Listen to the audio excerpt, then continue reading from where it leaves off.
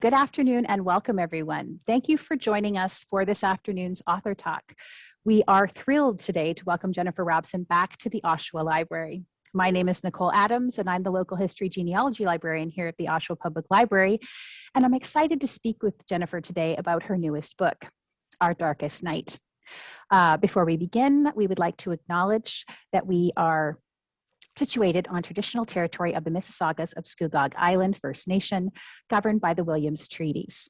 We are grateful to work and learn on these lands and are mindful of this treaty relationship with the Mississaugas of Scugog Island and the greater Anishinaabe Nation of which they form a part, including Algonquin, Ojibwe, Odawa, and Potawatomi peoples. I know I have a lot of questions myself about this book, and I'm sure all of you do as well. So if you'd like to ask a question, please put it in the chat box, and a staff member will read it out to Jennifer. Or if you wish to ask it directly, you can click the raise hand. You can turn your video on and raise your hand, and we will be able to unmute yourself and ask the question. But I'm going to be asking a few questions to start with, and then we'll open it up to wider questions partway through, probably around halfway through.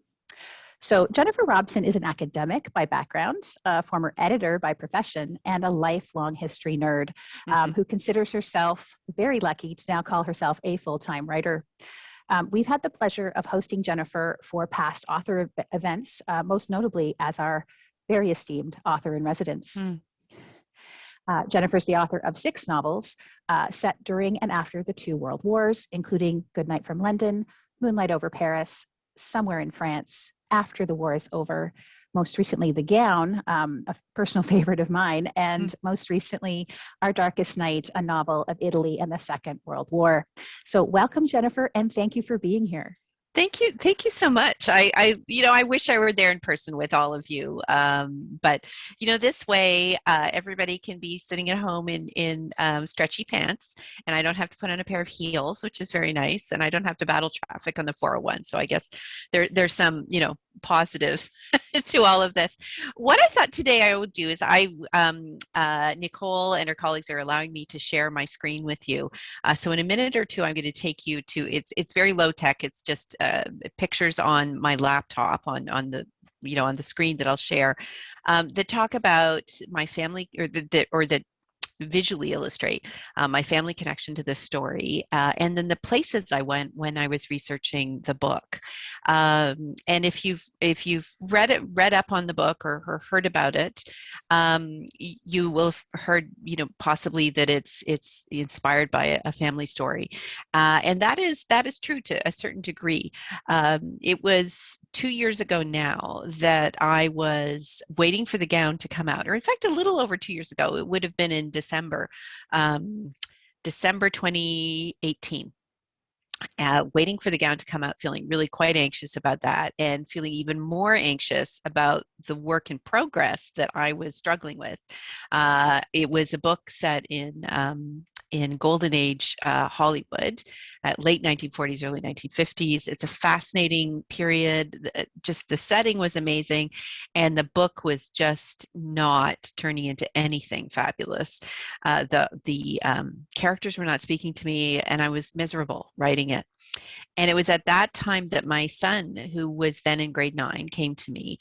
They were studying the Second World War in school, and he had a memory of a few family conversations about his great-grandparents and their actions during World War II. And these are his Italian great-grandparents. And he wanted to know if the stories were true. And I couldn't tell him. I believed they were true, but I couldn't I couldn't swear to them being true. I wanted them to be true, but I had really no real knowledge beyond family anecdotes. So then and there, I set aside the book I was working on, initially with the idea is, I'll just set this aside for a week or two, and I'll dig into these questions to see if I can give him some answers. Within a day, I realized that I was writing the wrong book, that I had no interest in writing a book, at least at that stage, about Hollywood in the 1950s. What I wanted to write about was Italy in the Second World War. And so ultimately, I was not again, I was not able to definitively answer his question. I came pretty close, and along the way, I think I uncovered lots of other interesting things. So I'm going to pull up my share screen, and this is where I always feel a little anxious that I may mess things up. Oh, I think it's going to work. Oh, yay, it seems to be working. So this is what I call the road to Metsochel. Again, I'm going to keep this discussion spoiler free because I suspect there are probably a number of you who have not read the book, and I do not want to ruin your day. I mentioned in a call the other night that I was one of those people who accidentally spilled that Dumbledore died in one of the Harry Potter books, and I did that to a friend who had not finished reading the book. She still has not forgiven me. So I promise I'm not going to, ruin your day. But I'll confine myself to really discussion of anything. How should I put it? If I'll stop at what is covered in the book jacket and go no further than that. But in terms of the background of how I came to find the book, when in 2016, my husband turned 50 and we celebrated with a trip to Italy. We left the children behind, which shocked and horrified his family there, that we would leave the children behind. I think they imagined that the kids were just left alone in the house or something instead of with our beloved caregiver. And the two of us went to Italy to see his family there. They live in a beautiful little town called San Zenone delle Ezzelini. It's about 70 kilometers outside Venice, just to the northwest. Really, you can get there in 45 minutes on the train. And we started making the rounds of visiting his family. One of the first people we visited was his Zia Maria, who's one of my favorite people. You can just, and this is my husband with he was sporting quite the goatee at the time. So Zia Maria is one of the she's the last of the three oldest sisters in my late mother-in-law's family. I'll show you a picture of them here. This was taken in the late 1930s. It's very rare to have this is one of very few formal portraits that photographic portraits that we have of the family. They had very little money, so this would have been quite the exception for them to get dressed up and have their picture taken. And you can see from their faces that the little girls knew this was a big, serious deal. In the middle is looking just so enchanting is my late mother-in-law Regina. To her left is her older sister Eleonora, and to her right is Maria herself, looking extremely suspicious. I think she was not thrilled at having to get dressed up and pose for the photograph. And so we were talking with Zia Maria. And when I say talking, I should add that all of the discussion was in Italian and not kind of conventional Italian, but in fact dialect. They speak a form of dialect that is Venetian, which actually makes for wonderful service at restaurants in Venice when we visit, because even though my husband has what you would think of as an English accent when he speaks Italian, people there can hear that he is a paisan from the region, and I always love listening to him speak in Venetian when we're there. I feel as if that's him coming home to his ancestral homeland. So we were talking with Zia Maria, and we were easing the discussion towards what things were like when she was little. She was a child during World War II. I find I'm the kind of person who always wants to hear people's stories about the war. I gravitate to whoever is the most senior person in the room, and I sit down next to them and I want to hear everything. But I don't find it's very productive to just launch into kind of a rat-a-tat, firing questions at people. What was life like during the war? A lot of time people don't want to talk about it. It could be a very, very traumatic part of their lives. And so with Zia, I certainly wasn't jumping into it, but I was directing Claudio to ask questions. Again, what was it like when they were little? What was the farmhouse like? What did they eat? What kind of chores did they have? What was school like? Things like that. And it led, she was in a really kind of a bright and kind of a perky mood, and she was very prepared to answer questions. And so we led towards stories of what happened during the war. And I was able to follow. I do not speak Italian at all. I can understand Italian when it's directed at me kind of quite slowly and clearly, as if you're talking to a little kid. And I can express myself. I can order coffee. I can order in a restaurant, and I can answer questions about my children's health. But beyond that, I'm somewhat limited. So I was following the conversation, but with difficulty. And I was thinking, at some point I'd have to ask Claudio to just offer up a full translation of what we talked about. I figured that would happen in the car between Zia Maria's and the next relative we were visiting. I'd get the full catch up. But then she said one word that just really just took my breath away. And that word was ebre, which means Jewish or Jew, depending on the context in Italian. And that was not something I expected her to say, if only because San Zenone was a little place, quite remote, quite homogenous in terms of the makeup of the people lived there. Almost everyone would have been, or I assumed actually everyone would have been, a very traditional Catholic in their outlook and background. And so I was surprised that when she was little, she would have come into contact with anyone who was Jewish, even though, Venice had this historic Jewish quarter, and there were populations of Jewish Italians in almost all the major cities in Italy. So I was waving my hand at my husband as in, what is it? What is it? And he was waving back at me, stop, stop, stop. I'm trying to understand. And then the next phrase she said, I still remember because is so clear and I did understand it. She said, "Tono no i gasconti," which translated means your grandpa, he hid them. And that's when everything changed. I just remember being glad that I was sitting down to start with, because I'd been part of my husband's family for almost 20 years. I had never heard any stories of like this. I'd heard stories about the war, but I'd never heard anything about my husband's maternal grandparents hiding Italian Jews. I just was completely dumbfounded. And so was my husband. He was 50 years old and he had never heard these stories. And we looked at each other, and so we pressed Zia for some more details, and she wasn't able to tell us a ton. Bearing in mind, she'd been a very little girl. She was able to tell us that she thought there may be 3 separate groups of people who came and hid in the farmhouse, and that they would stay in an upstairs room, and I'll show you actually where they stayed in a moment, and then they would move on, and that it was the parish priest who had asked her parents to help in this way. So now I'll just move and I'll show you some of the people who were involved.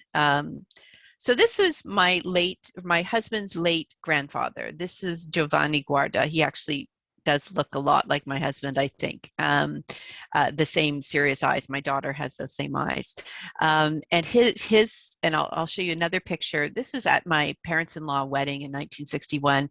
So there's Giovanni on the right. In the middle, at the bottom is Emma, his wife. This is the only picture we have in which she's smiling. Which anybody with an Italian no will know. They'll say they're smiling, but they do a poker face when their pictures are taken. My in-laws are at the back, and in the middle is my husband's aunt, Zia Angerosa, who is only in her 70s and is really she was born after the war. And she has been so helpful to me in tracking down this story.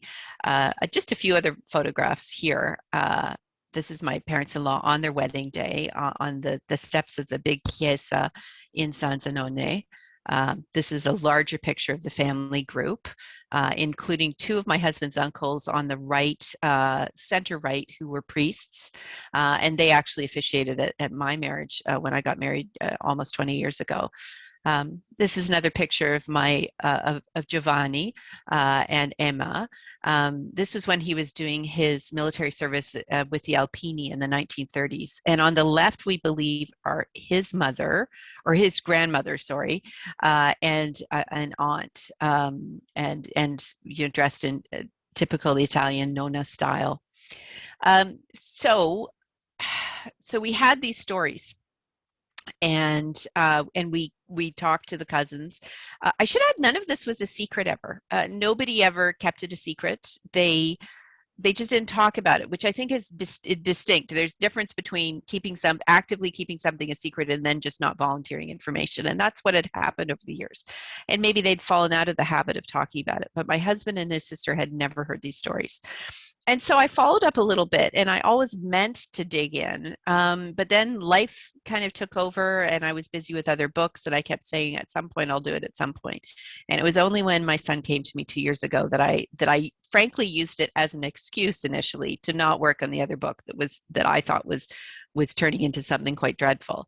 And then I realized after about a day that I had something that was far more interesting, something that I really did want to write about. And it was because basically the first day that I started digging, one of the first places I checked was the database, and the online library at Yad Vashem, which is the Center for Holocaust Remembrance in Israel. And when I typed in San Zenone into the database, up popped records attached to this man.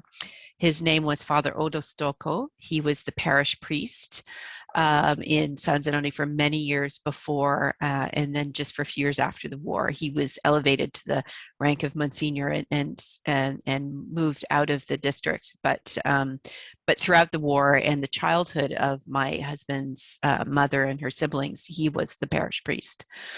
And he was named Righteous Among the Nations in 2010 for having saved, at the minimum, 50 Jews from certain death during the Holocaust.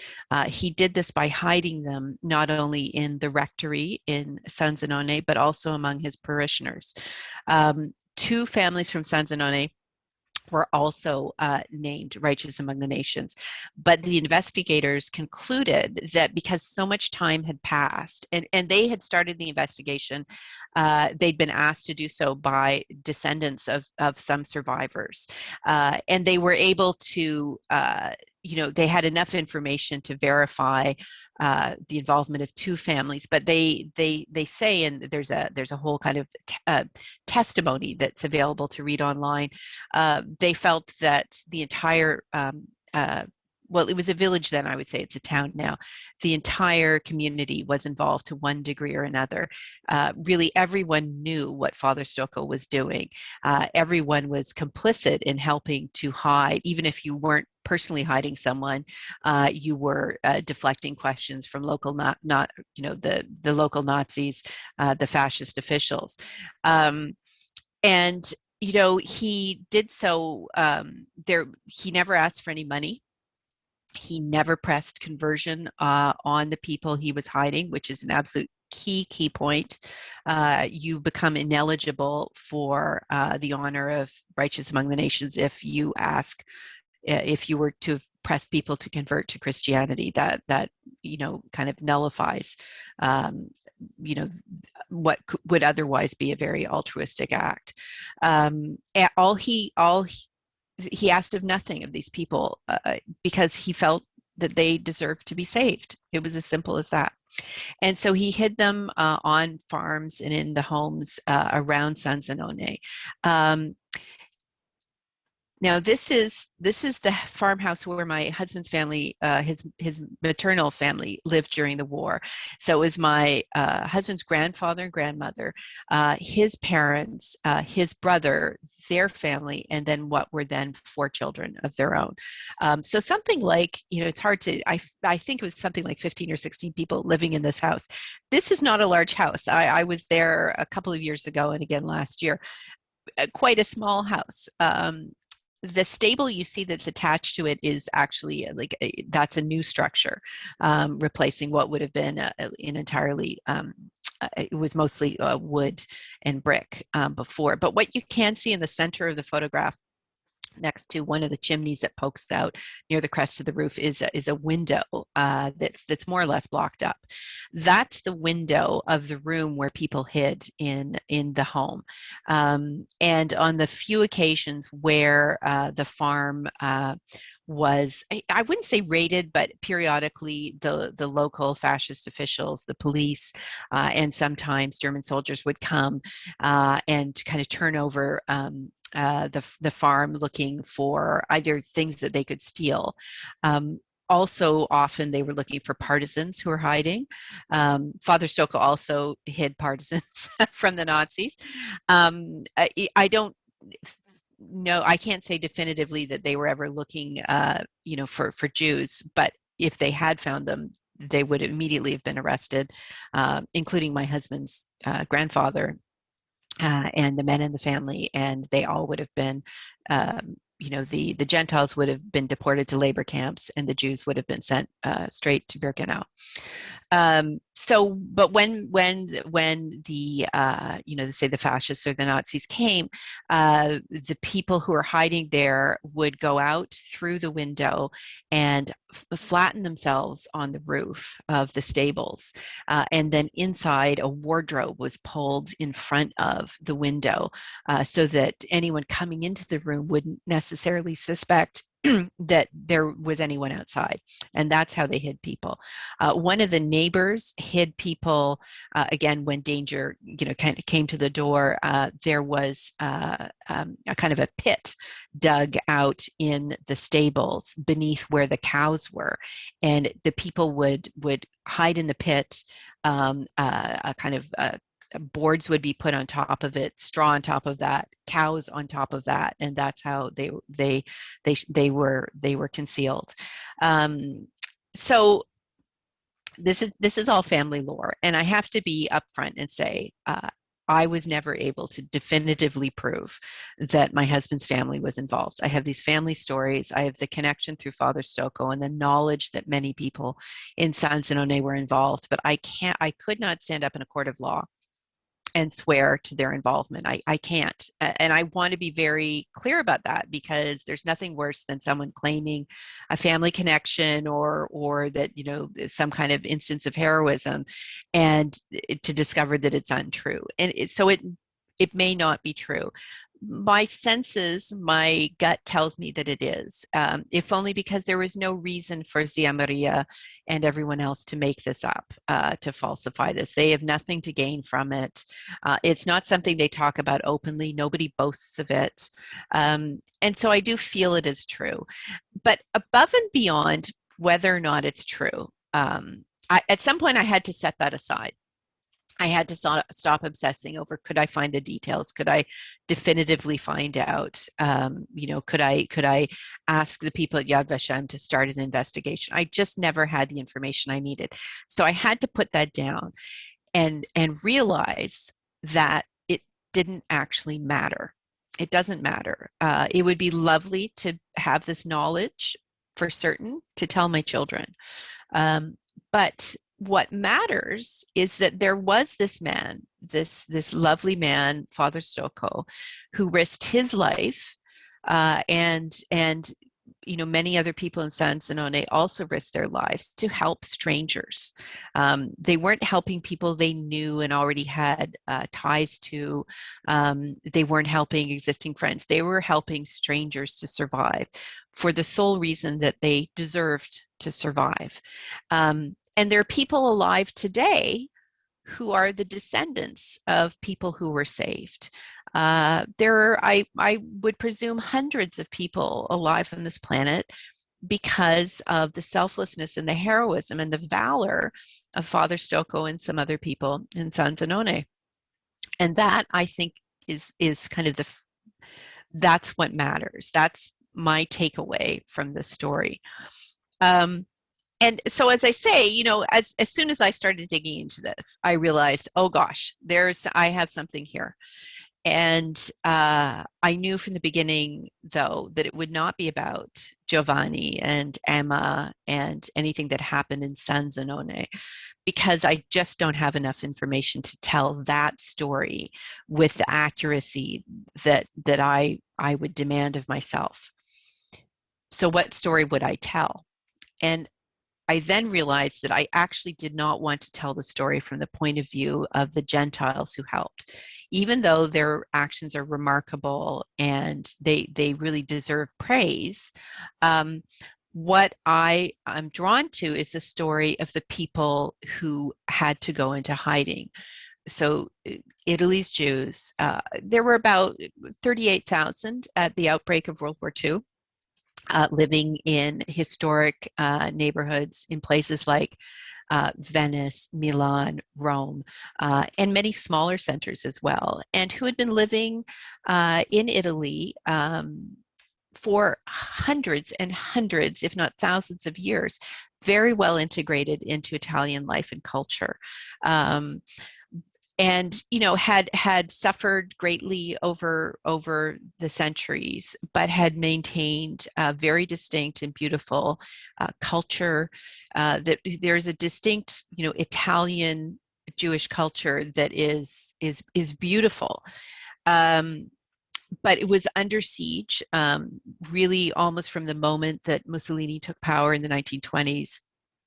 It worsened considerably in 1938 when a series of absolutely loathsome anti-Semitic laws were enacted, among the most punitive in Europe at that time. And then in 1943, when the Nazi occupation of Italy began, things became very, very dire quite suddenly. And if you were an Italian Jew, the way you would survive was by going into hiding. It was almost impossible to leave the country at that stage.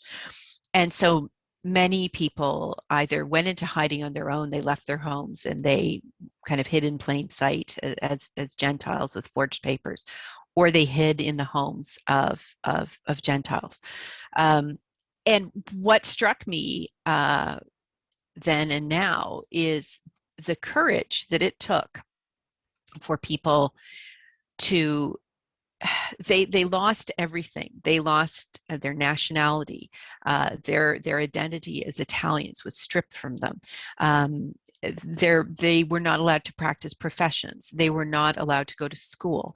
Life was absolutely terrible. And how difficult it must have been to be an Italian Jew in those years. And then when the Nazi occupation began, to have to leave everything behind, your home, your possessions, and to go into hiding and pray that you could somehow see out the end of the war without being arrested, because arrest meant deportation. Deportation, no one was very certain where people were being sent. They only knew that no one ever came back. And also things like, they would be told that they were being sent to labor camps. Well, who sends 80-year-old people to labor camps? There's nothing hopeful about that. And so that was the story I wanted to tell. I really, really felt that would have to be the focus of my story. Now, I hesitated because I am a Gentile. I'm not Jewish, and I wanted to be very sensitive to the issue of appropriating somebody else's story. I don't think that anyone ever has a right, any kind of inborn right, to tell the story of a group that to which you don't personally belong. You as a writer, you can't just assume that stories are there for you to pick up and grab and take. And if you are to write the story of a group that is different, to your own background, for example, your approach in how you write that story is absolutely critical in terms of whether or not you'll do justice to it.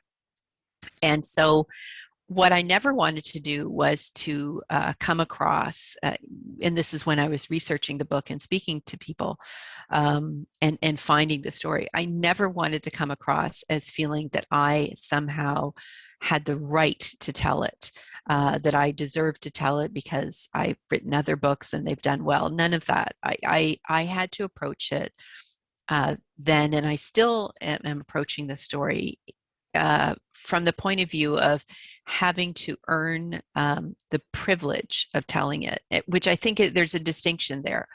And how did I earn that privilege? It was to do everything I could to make sure that I was accurately reflecting the story of what happened to Italy's Jews during the Holocaust.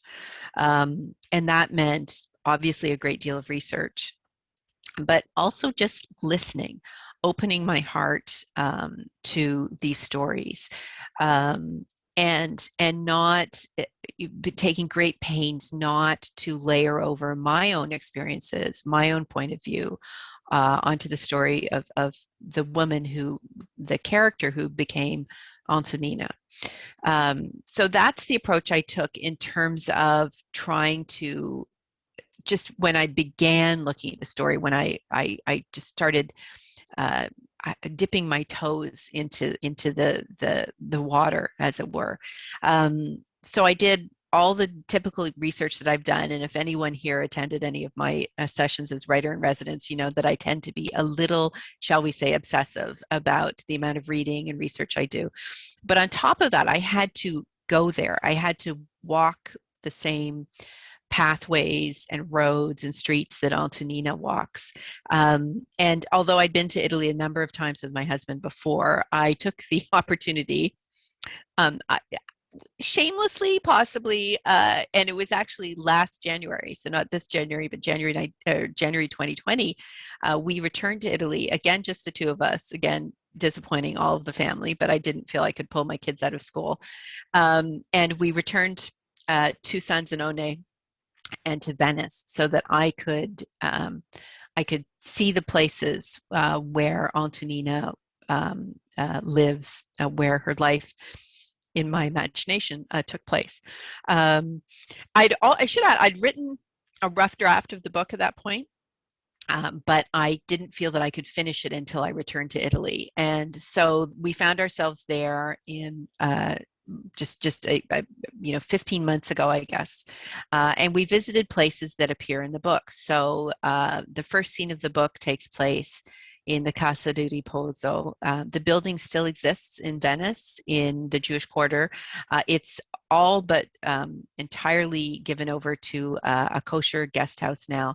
There are still some not original, but there's still some elderly residents who are Venetian Jews who live there, but as they age and pass away, the casa is slowly turning over entirely into a guest house, and I think it's in fact the only fully kosher kind of hotel that you can stay at in Venice. So this, it's on the site. This is where Antonina's mother, as I imagine her, lived during the book. When Antonina comes out, leaves the Casa di Riposo in the first chapter, she goes through the Sottoportico and across a bridge. This is the bridge, this is a view from the bridge that she crosses, looking along the canal. The red brick building towards the center is the building where I imagine was Antonina's home. It's the last building there effectively on the right side of the canal. You can see just below the lines of washing a little, almost like a tunnel, an entrance, and that's actually. This is the tunnel you can see on the left, the archway, and this is the green door that I speak of that Antonina passes through, the front door of the home. Disappointingly, since I took this picture 2 years ago, it has since been repainted and it's a horrible sludge brown color now. So I stick to this. I will just remember it in my mind. This is what the door looked like. And so that, these are scenes of Venice. I walked through these places. I had to internalize what it was like and also, the journey to Metsochel, which I should add, Metsochel, there is a real Metsochel in the region of San Zenone. It's really just a crossroads with a few outbuildings. So I borrowed the name, and I was given permission to do so by the aunts and uncles who thought that that was a sensible thing to do, not to put the book in San Zenone, but somewhere fictitious. And so Metsochel, if you look where the road stretches ahead, there's some buildings on the hillside that the mountain behind is Monte Grappa. Metsochel is actually more or less in the same place as a real village called Bassano da Grappa.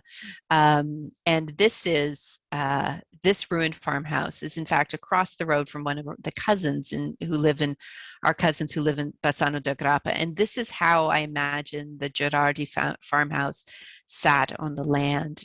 This is, if you can imagine the farmhouse whole and complete, that's what it looked like. I was also inspired by this building, and I only have a partial view of it here, but you do see the olive tree, which makes an appearance later on in the book. This is the building where my late father-in-law was born in 1929 and is still in the family. Homes don't get sold outside the family. They just seem to go from one cousin to another. This is a view of the hillside looking down from Bassano da Grappa, with a few more foothills, and then beyond in the very far distance is Venice. And then one more photograph before I come back, and you'll see my face again. This is a Bassano da Grappa. I think before, actually, I apologize. I was saying Bassano and I meant to say Borso del Grappa is the tiny little town. It's easy for me. I flip back and forth and sometimes I forget the names. This is Bassano da Grappa, which appears in the book. I won't say much more than that because there's some plot developments that turn on that.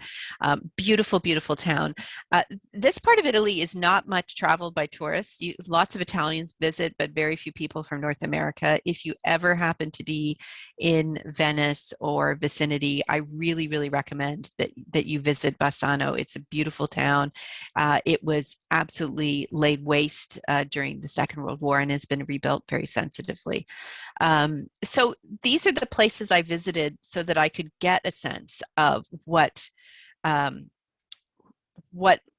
world looked like to my characters. That's how I approached writing the book. And it was also, through meeting and talking with survivors from the Second World War. One person I want to talk about because I just find him so interesting. This lovely man. His name is Domenico Salvalaggio.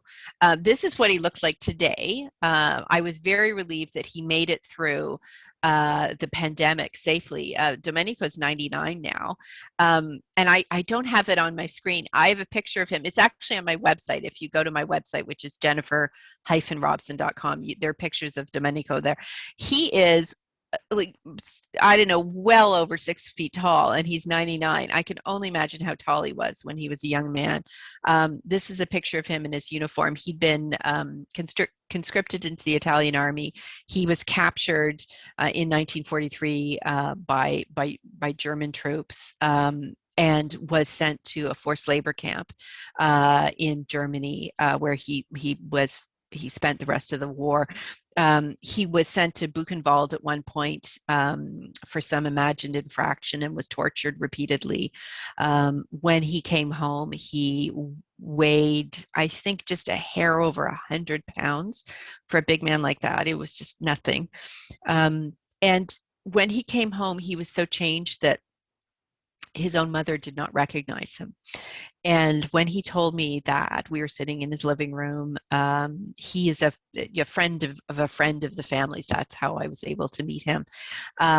This big, strong man who's gone through so much in his life, and he broke down. Speaking of these events of 75 years ago, and it was just, it was talking to people like him. Reading the memoirs of incredible people. There's a selection of them behind here. That's what allowed me to center the narrative on the survivors, on the people who who had to find the courage to um, keep putting one foot in front of the next in these terrible years, and to find the courage to survive after they'd survived. And so I hope that gives a little bit of a background to where I was coming from when I wrote the book. It's a departure for me. Every other book I've written has been set in England and France, but as soon as I discovered that Father Stoko had acted as he had, I knew that I had to write the story set in World War II.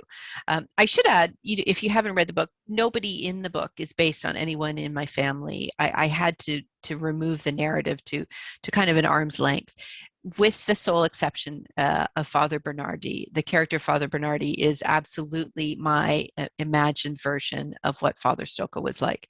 But other than that, everyone is fictitious, and the places, Metsochel itself is a figment of my imagination. That said, if you go again to my website, so jennifer-robson.com, if you go to Jennifer Robson, you get an artist in England who is lovely, but not me. There's a map, actually my own, not very well drawn map, but there's a map of what I imagine Metsochel looks like. And so you can get a sense of the piazza and where all the buildings are relative to one another. So that's kind of the formal part of my talking to you. And then I'm hoping we have some questions that I can answer and do so. I'm a long question answerer, but I hope I can keep my answers reasonably brief. Thank you, Jennifer. I know that there are so many things that you were mentioning because you're a very experienced interviewee. Most of the questions I had listed to ask you, you have answered. Oh gosh. Kind of your influences, why you chose the book that you did, and delving into the family history of it. And as a genealogist myself, and we hear people's stories all the time, it must be so rewarding to be able to put some part of that into writing. But I know that your background is in history, social and economic history, when you went at Oxford, and of course you have other writing experiences before that or after that. But I wondered, back then you were reading about history and learning about history, and now you get to reinterpret it in such a very personal way, and that must be so rewarding for you. It is, because I think even when I was working as an academic, what interested me always, to the exclusion of everything else, were the stories of ordinary people. I just never, I could barely drag myself through all of the seminars I was supposed to attend about the big kind of the macro stuff, right? I knew I had to learn it, because you can't understand, how would I be able to understand life on the Girardi farm, for example, without understanding things like the economic policies of Mussolini's government, and why, for example, things like the Amassi, it was effectively a tithe that was forced upon Italian farmers, which just made them kind of hand over almost like huge proportions of what they grew and produced to the government, which then sold all the crops and the livestock at hugely inflated prices. I had to know the background of these economic policies, for example, in order to understand why was life so difficult for Nico and his family. Why did they have so little when they worked so hard? And there's a reason for it. But that just at the time, I remember sitting there thinking, oh, all these details of just and the wars. Quite often, all we want to talk about is battles, and we look at maps and see armies moving across landscapes, and that is interesting. And my father made his name as a military historian. It's interesting, but I always wanted to know. I just want to know about the ordinary soldier who's just trying to get through the war and go home to his family, right? I want to know about the civilians who are caught up in wars, and again, World War II is distinctive, because if you look at, just broadly speaking, World War I was the casualties there are very, very heavily weighted towards military casualties. the reverse is true in World War II, and what you see is just a it's just an absolute stupefying number of civilian casualties, and relatively few. And when I say few, I mean still hundreds of thousands of soldiers and officers died, but relatively few military casualties. And so, World War II was a war that exerted its toll on ordinary people, and that's where the story for me lies. It's in ordinary people like Antonina and Nico and their families. What happens to them amid the kind of the grand sweep of history? And at the time when I was there, I thought I would end up teaching, and that I'd end up being the kind of professor who just wants to talk about social history, material history, um, but I think I still managed to do that. I just kind of conceal it in books, and hopefully it's palatable enough that people don't mind, that the readers, that you don't mind you're getting a history lesson along with the book that I hope is diverting. But if you'd asked me, I was at Oxford 25 plus years ago, that if I would be doing this, I would not have, like, if somebody had sent me a letter from the future, I would not have believed it. I would have said, no, me write fiction? Are you joking? No, I just never would have believed it. Yeah. Yeah. You mentioned like the personal history and telling the story of Antonina and Nicolo, but I know in other books, your past books, you've sort of wanted to continue the story on your French series. Yeah. Are you going to return to Italy in a future novel? Oh, I think I'm never going to say no, because I am so transported by these stories. I think they're so fascinating. And, interestingly, I will say this is the first book that does not feature characters from previous books, and I tried, and I had all these thoughts of somehow Miriam might be part of the narrative, or maybe one of my journalists, who've popped up in previous books. And I just could not. Every time I tried to add them to the narrative, it felt artificial. To my mind, they're all living in the same world, but I couldn't have that crossover. There is, and one reader finally wrote to me and had found the Easter egg that I put in that even my own editor didn't find.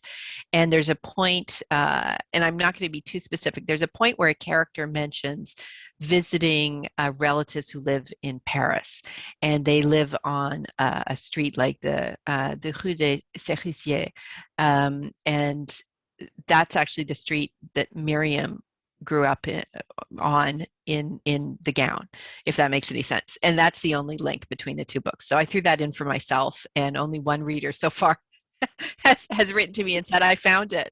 I was so impressed with her. I don't read books that closely, I have to say. I don't know if we have any. We'll open it up to any questions coming in from the chat. Yeah. We do. Yes. Jen, do we? Yeah, we do actually. So Lucy put a question in the chat. I'll just read it for you. Sure. My family is Italian, and while reading your book, I was reflecting on how little the experience of Italian Jews during World War II is reflected in popular culture, like books, films, relative to what happened in Germany, Austria, Poland. I was surprised how little I knew about this period of time. While researching this, did you come across any major surprises or ahas, things that challenged your assumptions about what took place? I wouldn't say that. I was prepared for, I think that the answer to why it's talked about rather less than what happened in say Germany, Poland, France, for example, is that the numbers are proportionately speaking lower. Now, I never want to say that only it's something shy of 7,000 Italian Jews were murdered in the Holocaust. I don't ever want to kind of come out and say, that was only that's 7,000 innocent people who deserved to live. They did not deserve any of what happened to them. But then you set it against millions who were murdered from Poland and Hungary. And then you can see how obviously attention tends to focus on those countries. It's also the case that in Italy, it's kind of complicated in that there's this long history of the fascist government starting in the 1920s. And just in terms of figuring out, the good guys versus the bad guys, it's a little trickier. Certainly there was always a lot of dissent in Italy. There were a lot of people who had no time for the fascists. But it's, there were initially, and this would be really only early in the 1920s into the early 1930s, there were prominent Italian Jews who were fascists. It wasn't necessarily in those days connected with anti-Semitism. From the 1930s onward, it did walk arm in arm with anti-Semitism, and Italian Jews who were members of the fascist party were forced out. But again, that complicates things. And it's also the case that just, because relatively few stories have come out, then people don't know about it. And it just, it just doesn't hit the headlines the way, say, some of the better known stories from other parts of Europe do. I mean, that being said, you then do have commentators like Primo Levi, who is an internationally renowned writer and essayist, and whose works have been widely read. So it did surprise me, actually, when I started digging, and I thought, really, there are not that many works of fiction that focus on Italy and the Holocaust.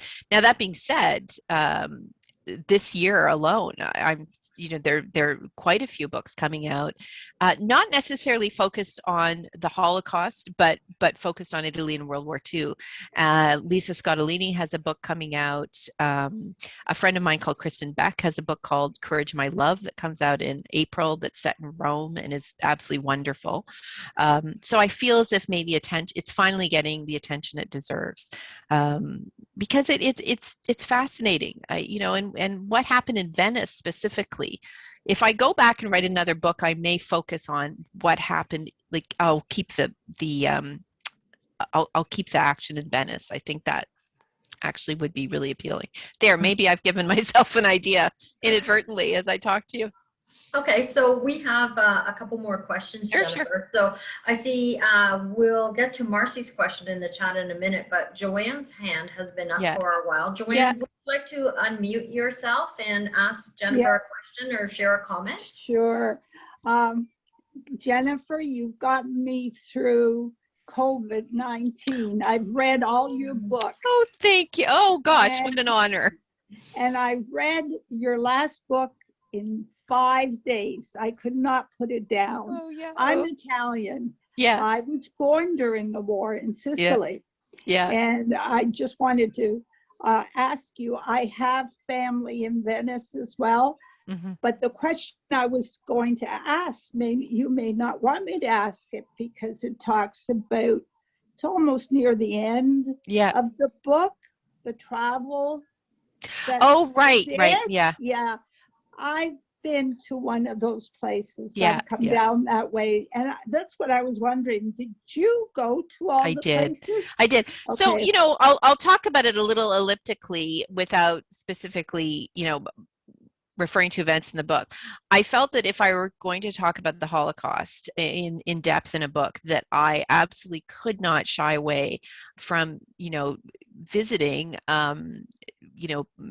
centers of what happened there, if I can put it that way. So after my husband and I had finished, kind of visiting all the places I needed to see again in Italy, we took the train actually from Venice up through Bolzano to Vienna, and then a second train across through the Czech Republic to Poland, to Krakow. And firstly, so that I could visit Auschwitz-Birkenau, which we did, and it was as profound an experience as I had expected. Maddening in some ways, because there were a lot of people there who absolutely had no notion of how to behave. And, they're the same people who would think nothing of maybe going into church without a shirt on or something. It was really, Yeah. I was horrified by some behavior I saw. That being said, it was profoundly moving, especially when we were able to move away from some of the crowds and just focus on the place and what it represented. I also needed, and I want to be careful how I describe this, I also needed to get a sense of how far it was. Because it's one thing to look at something on a map and also to just fly in and fly out from places. That's easy, right? Doesn't take long. I wanted to get a sense of how far it was if we traveled by train. Again, accepting that, the modern trains are moving a lot faster than the trains that were used to deport people in those times. And obviously the conditions, like I cannot make any parallel, but I needed to kind of sit there and watch the countryside go by and have this sense of leaving behind one thing and coming to another. And it did surprise me how far it was. It really is very, like, to go from northern Italy to central Poland is extremely far. And, and then that's, of course, those journeys took something close to 5 days, and people were deprived of water, and there were no sanitary facilities, and the conditions were absolutely horrifying. But I just had to go there and be a witness. It was very important to me. And so everywhere that I describe in the book, with the exception of one place in Germany, that it was just so far from everything else, we could figure out how to get there. And everywhere in the book that I describe, I've been there.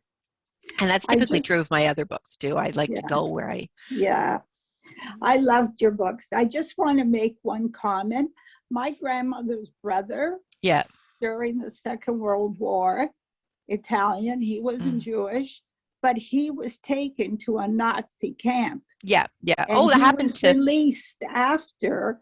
And when he got back, his mind was all over just like Domenico here. I mean, there were tens and tens of thousands of Italian men who became forced laborers in Nazi Germany, or within Italy itself. They were desperate for labor, and they anyone that they thought they could get an ounce of work out of, they would. And if the fellow died, well, they didn't care. They just needed the labor, right? People were cogs in a machine.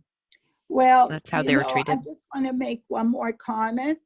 When the Nazis or the fascists took over, my grandmother always told me, because we came to Canada when I was small, but when I go back, I realized one day that she had this wedding band and it looks like tin. And I said, I could buy you a new wedding band. She says, no, the fascists would go into people's homes looking for gold. And they took her wedding band. Doesn't surprise me. Not everybody knows that, what went on in, like in Sicily, a lot. It was the Canadians that saved us. And yet everybody says the Americans. No, it's Canadians. I want to congratulate you on your books. Thank you. I have 2 books that need to be signed by you. Yes.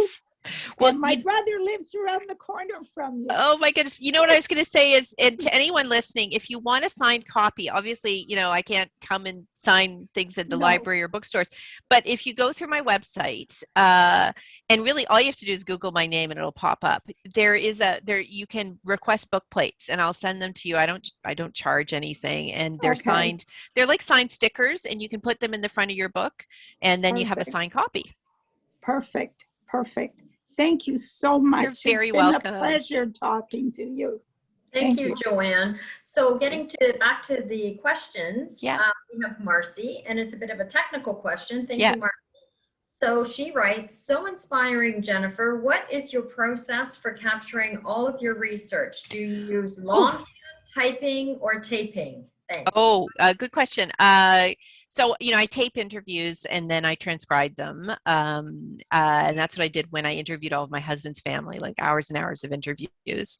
And then all of my notes, I'm a recent adoptee of the program called Scrivener, which allows you to kind of keep all of your notes bundled in different files on the program, and you can put in pictures and so on. But it also is, it's just a very, very useful program for drafting a book. I would say, I do write in longhand occasionally when I need when I'm in a bit of a rut. That's usually in the planning stages, and it's more actually so I almost draw kind of idea maps really on a larger piece of paper, trying to chase down ideas. And then I do have a notebook where I put ideas when I'm feeling a little bit stuck. But once I start writing, I draft in Scrivener, and you can each chapter is a different little file, but it's very easy to move between them and move them around. I really encourage anybody who started writing you can download Scrivener for a trial use and just see if you like it. It has a million bells and whistles. I use 1% of them, but just that 1% I find very helpful. And then when you're done, you can just export it into Word, which is the program that most platforms require if you're submitting, say to a publisher or whatever. But it's as simple as that. And I just kind of go through layer after layer. I self-edit a lot because I worked as an editor for years. My editor has told me that my manuscripts rank among the cleanest that she ever gets in because I'm obsessive about it. And I think typically what I consider a first draft might be, say, a second draft for some other writers. And I'm not saying that critically. It's just I probably do a lot of that legwork early on because I'm so mortified at the idea of spelling mistakes or grammatical errors in my manuscript, even at the beginning. So that nicely segues. Thank you, Jennifer. That segues nicely into Anne's question next. So she writes, I will be retiring soon and would like to do more creative writing. What advice can you give for deciding what to write about? Oh, it has to be a story that keeps you up at night, that lights you on fire. I hear people saying, oh, what is the next kind of hot thing to write about? What is the cool thing, that publishers are looking at? Don't even think about that, because by the time you finish whatever you're writing, publishers will have moved on to that next thing. You can't write to satisfy anyone except yourself. If you love it, if you're interested in it, then that will show in your writing, and readers will respond to it.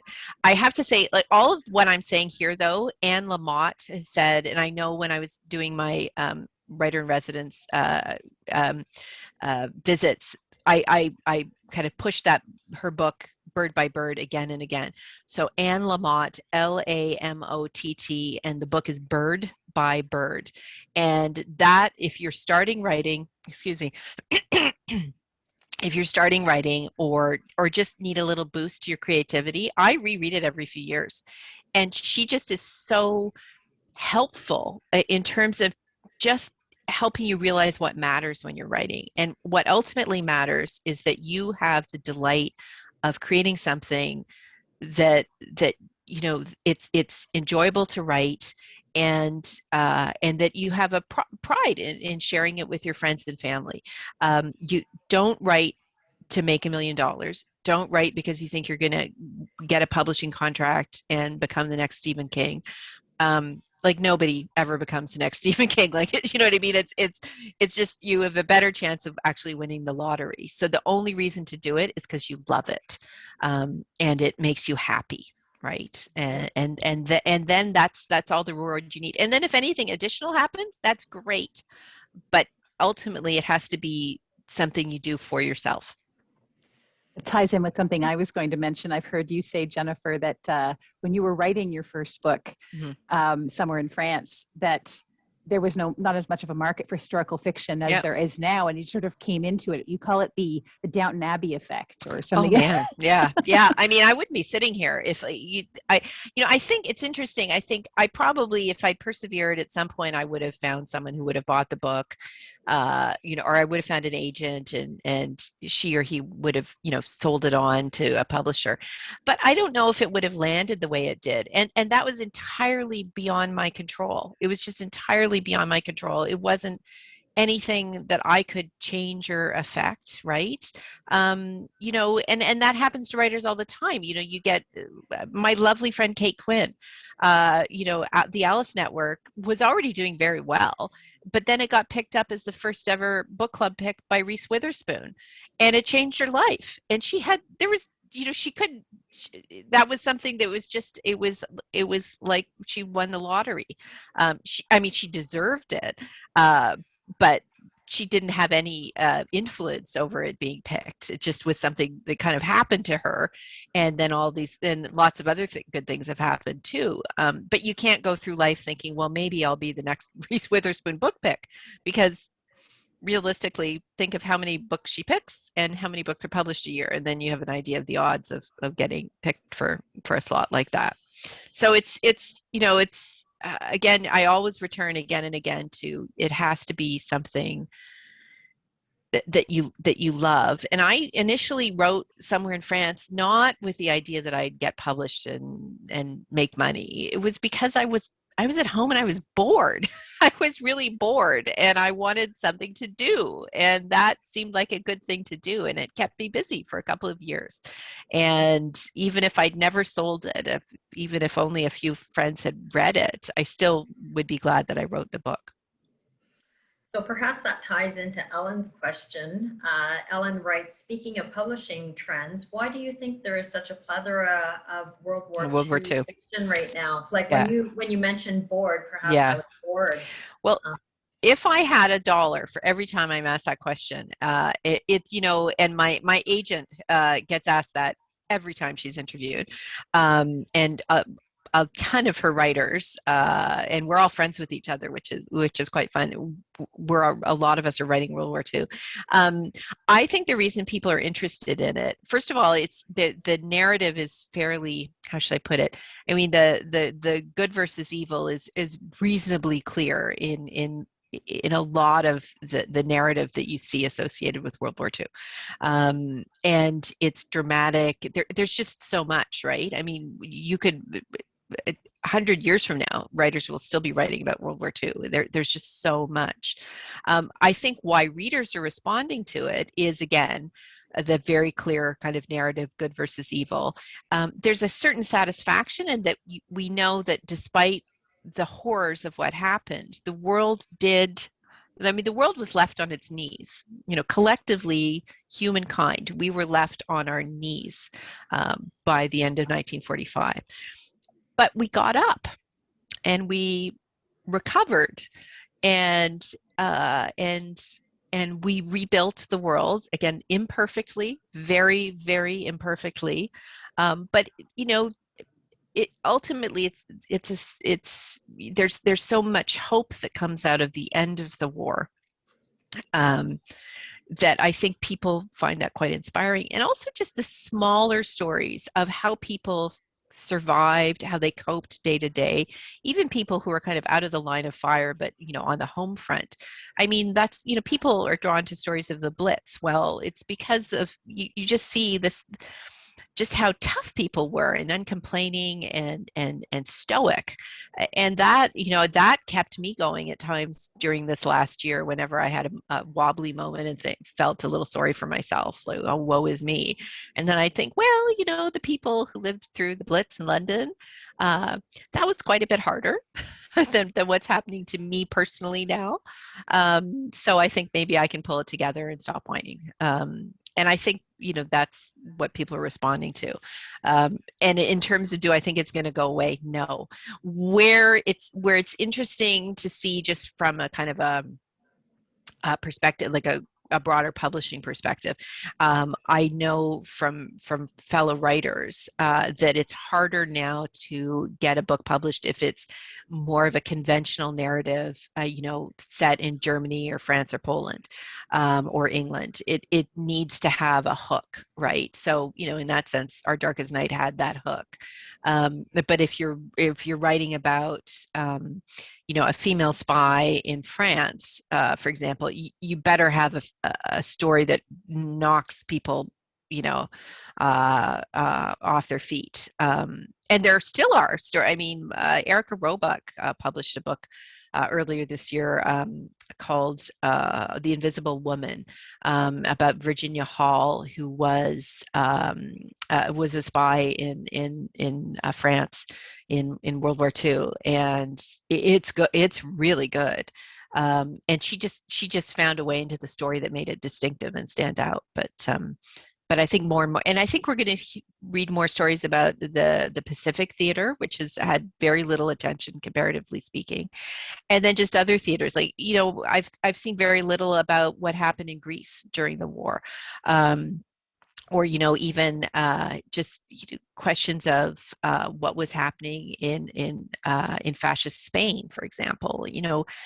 All of those things are interesting to me. So I think we'll see these stories coming for a long time. Okay, great. So we have another question by Susan. She writes, "Love your stories. Have you ever written a book about the War of 1812 involving Canada and the US?" I haven't. And, I get asked quite often why I don't write stories set in Canada. And I just always want to say it's not because I think Canadian history is boring. I loved it when I was in school. It's just that my focus, for whatever reason, and these things, you look back 30 years ago and think, well, why did I make that decision? And I just, at the time, I found I had a professor teaching me British history at Western, at King's College, called Paul Webb, who is still a friend, and I'm still in touch with. And he was so amazing that I just was captivated by European and specifically British history. And that's the path I took. And so I am interested in Canadian history, but I have no grounding in it as an historian, as a professional historian. And so if I were to write about Canadian history, I think I'd have to start at square one and kind of go back and just do all the reading. And it's not that I'm unwilling to do it. It's a time question at the moment. And usually what I do say to people is, if they want stories that are focused on Canadian history, is to pick up Genevieve Graham's books. She's just a tremendous writer. We're friends, and I think she does an amazing job bringing Canadian history to life. She's the person I would recommend if you're interested. And I don't think Jen's written about the War of 1812, but I bet it's on her radar. Awesome, thank you. Okay, let's see. Oh, here's another question. As a child of parents that both were instrumental during the war, my father was in the British RAF and my mother was a nurse in London, England. Wow. I have read so many books and still have more to go all about the Second World War. Why I believe, because it makes me understand more what my parents endured and what actually occurred during such a horrific time in history. My parents did not talk a lot about what they did. Now I would love to be able to talk to them. Also, I feel better educated to discuss this atrocity with my grandsons. Yeah. I mean, I never talked about, so my grandfather was in the RCAF. He died when I was 10, so I never talked about it directly with him. Although he's very closed-mouthed about it, which is, again, very typical. People they live through that. They didn't want to, why would you want to dredge up this horrible, horrible story of your past when everyone's sitting around the table for Christmas dinner? I mean, no, nobody wanted to do that. He talked about it once with my father, and I think he talked to his dad because my father taught the history of World War II and could understand, really understand what he was talking about. But my grandmother, she was a journalist in World War II. I barely ever talked about it with her, and she only died a few years ago. So I mean, the number of times I've kicked myself and thought, oh man, why did I not sit down and tape her and just get more stories from her? But again, she was reticent, and she had that journalist thing. My friends who are journalists do this, where you want to ask them questions and they turn it around and ask questions back. And you get through a conversation, you realize they've said nothing about themselves. They've just turned the tables. And grandma was like that. She'd be, oh, I don't want to talk about me. Tell me about you, what you're doing at school. And I'd just be... So, but, if, like, I always want to say to people, if you have a relative with memories, you don't have to even make a production out of it. You can just kind of have, your phone set to like tell them obviously, but your phone set to record, have it not in, right in front of you, and then just ease in. Never start with the war. Start with, what was life like when they were a little kid, and move towards that. And you'll be surprised what comes out. Once people get started, quite often really interesting things follow.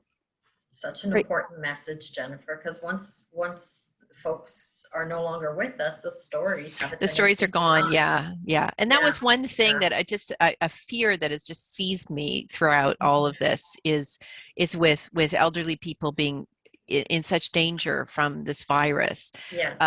Is just, this precious generation. So many people have been lost, and with them this universe of stories. And I just I'm if I have hope now for the next months, it's just that I'm hoping, our kind of oldest citizens will hopefully be safe, right? And maybe a year from now I'll be able to sit down again with people and interview them. It's the obituaries in the papers have been really hard to read. Very heartbreaking. Yeah. So the pictures that you shared, I'll just comment, because I spent some time in Italy myself in 2017. So thank you for that. Venice, it really took me back there.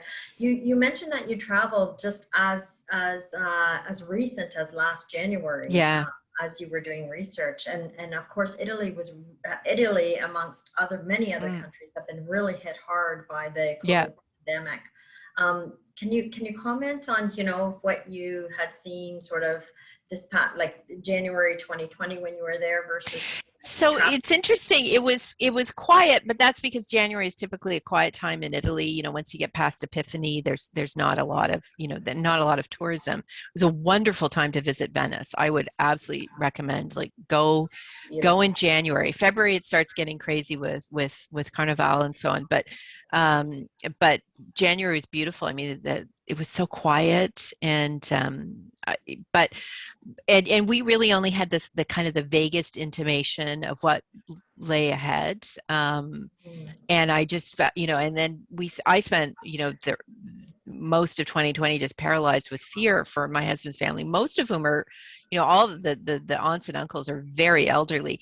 One of his aunts did contract COVID and died, but she was in France actually, and had already been in very poor health. But the family in Italy all made it through.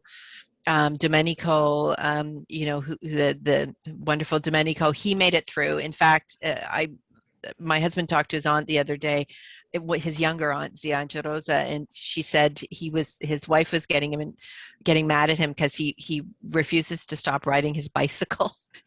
99, he's riding his bicycle through the village. And so he made it through. And that my relief is just so huge. And I just can hardly wait to go back. The book is being published in Italian. It was supposed to be a simultaneous release, but then the Italian translation got delayed.